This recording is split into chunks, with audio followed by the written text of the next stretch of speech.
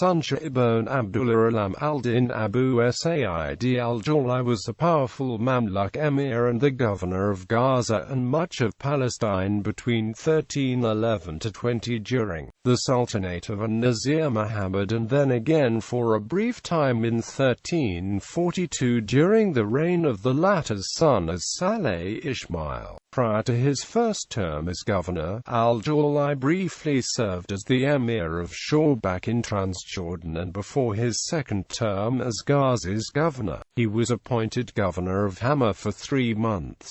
During his rule he engaged in several construction projects throughout Palestine, particularly in Gaza. The latter was transformed from a small and politically insignificant town to a major and prosperous city under his leadership. Following his appointment as superintendent of the Maristan in Cairo in 1344, al-Jawli successfully quashed a rebellion by Ismail's brother an-Nasir Ahmad in Karak. Afterward, he focused on studying Islamic law, publishing an interpretation of Muslim scholar Imam al-Shafi'i's work prior to his death in 1345. Biography. Early life and military career. Al-Jawli was born in 1255 and is thought by 15th-century Mamluk historian Ibn.Prior to be of Kurdish origin. His name, al-Jawli, indicates he was a Mamluk of Jawli, an emir of Baybars, a former Bahri Mamluk sultan. Ibn.Prior asserts al-Jawli was a first-generation Muslim and his father was a certain al-Mashid Abdullah. Following Jawli's death, Sanjar al-Jawli switched allegiances to the house of Sultan Kalawan, and during the reign of the latter's son, Sultan al-Ashraf Khalil, he moved to Karak in southern Transjordan along with the other Bahri Mamluks. When al-Adil Kitbafa usurped the sultanate from Sultan an-Nasir Muhammad in 1294, al-Jawli was nominated to head the Kushkana, an elite Mamluk force loyal to the Sultan, and left Karak for Cairo. During this time, he became acquainted with Saif al-Din Salah, whom he would go on to refer to as his brother. Quote, he served as Salah's Ustadar al-Safir. Under the tutelage of Emirs Salah and Baybars al-Jawli was appointed the Emir of Shawbak, a fortress post south of Karak in 1309. Salah and Baybars were enemies of an-Nasir Muhammad, who was restored to power in 1299, and were influential in Baybars' usurpation of the throne in 1309, ending an-Nasir Muhammad's second reign. Despite his friendship with Salah and Baybars al-Jawli remained loyal to the Bahri Mamluks and joined al-Nasir Muhammad in the latter's exile in Karak following his overthrow from the sultanate. In Karak, al-Jawli cultivated a close friendship with an-Nasir Muhammad. 10 months after being exiled, an-Nasir Muhammad wrested back the sultanate from Baybars in 1310. Al-Jawli, as the Naib of Karak, developed the town extensively. He ordered the construction of a palace, a bathhouse, a madrasa, a khan, a mosque and a hospital, transforming Karak into a Medina. Governor of Gaza and Palestine. Later, in 1311, an-Nasir Muhammad appointed al-Jawli Naib Gaza.W, al-Sahil al-Jabal, in effect making him the governor of Gaza and the coastal plain and mountainous areas of Palestine, including Jerusalem, Hebron, Jaffa and Jabal Nablus. He held the additional title of Inspector of the 2 harems, which referred to the Al-Aqsa Mosque and the Ibrahimi Mosque. Largely because of his close relationship with the Sultan, al-Jawli was given large IQTA and an unusually high income for an emir of his status. According to al-Makrizi, a Mamluk-era historian, al-Jawli engaged in massive building works in Gaza and is credited for turning the city into a metropolis. He ordered the construction of a castle, a hospital, open-air markets, a caravanserai, Islamic schools, mosques and public baths. He also built a horse racecourse. Al-Jawli highly favored the city, and under his rule, Gaza, which had been relatively insignificant during the Crusader and Ayyubid periods, became a flourishing and major city. Although Tankiz al-Husami was overall governor of Syria, al-Jawli was put in charge of the Rock in 1313, recording the land boundaries for the Bilad al-Sham province, excluding Aleppo and Tripoli. He spent several months in Damascus and was required to mobilize part of the armies of the latter city and Gaza to complete the task. At the beginning of 1314, he presented the completed documents to an-Nasir Muhammad in Cairo. In 1320, al-Jawli entered into a dispute with Tankiz concerning a house being sought by Tankiz in Damascus that al-Jawli owned but refused to sell. Sultan al-Nasir Muhammad intervened on the side of Tankiz.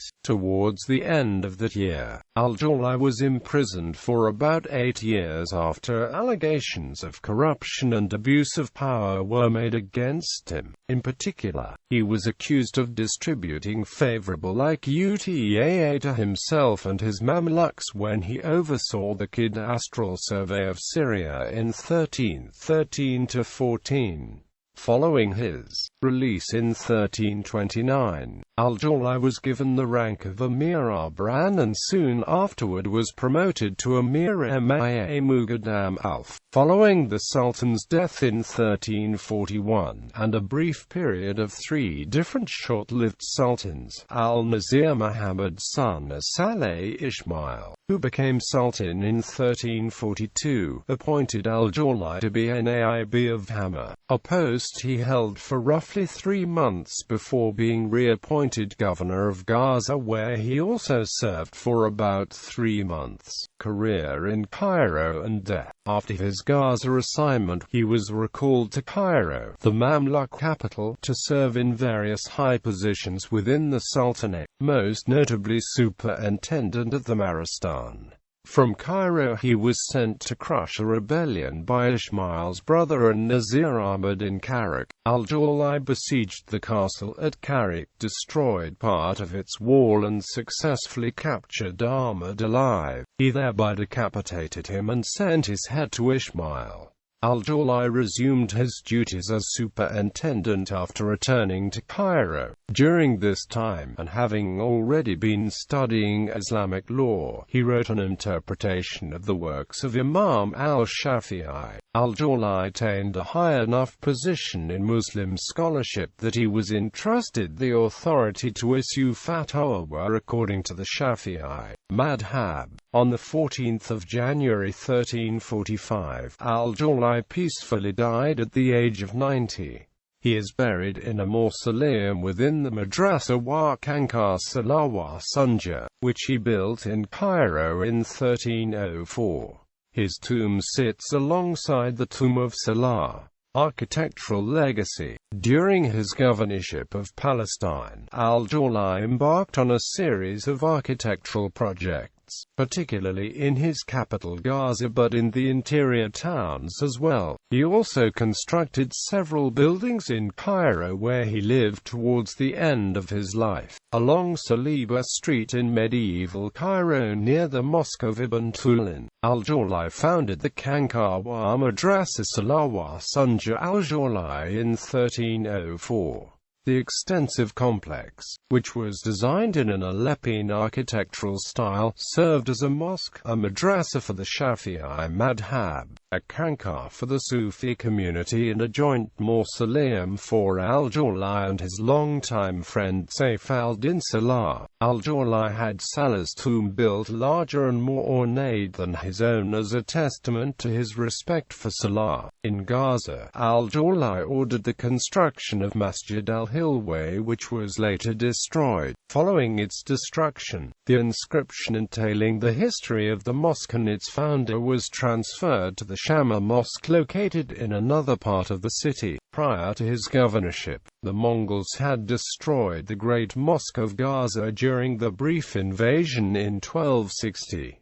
In 1318 al-Jawli commissioned the Great Mosque's reconstruction and endowed in his name an al-Nasir Muhammad's. In 1320 he had the Hammam al-Mali built in Gaza's Zaytun quarter, and today it serves as the only operating Turkish bath in the city. Other works include the construction of a madrasa for the Shafi'i madhab, a Khan and a Maristan. The latter was endowed in the name of then Sultan al-Nasir Muhammad, and a provision was made that the hospital should always be under the supervision of Gaza's governors. Al-Jawli undertook other building projects throughout Palestine. In Hebron, he built the Emir Sanjar al-Jawli Mosque, named after him, with a ceiling of beautifully dressed stone, according to al-Makrazi. In the coastal plain town of Kakan, al-Jawli ordered the construction of a large caravanserai in 1315. In 1320 he founded the Jawliya Madrasa in Jerusalem. Al-Jawli built a smaller caravanserai at Qaryat al-Kathib, a stopping point between Jerusalem and Jericho, and at the forest of Varsuf an archway was constructed. At al-Hamra, near the town of Basin, al-Jawli ordered the construction of Khan Salah, named in honor of Salah, a former leader of the Mamluk army. Bibliography.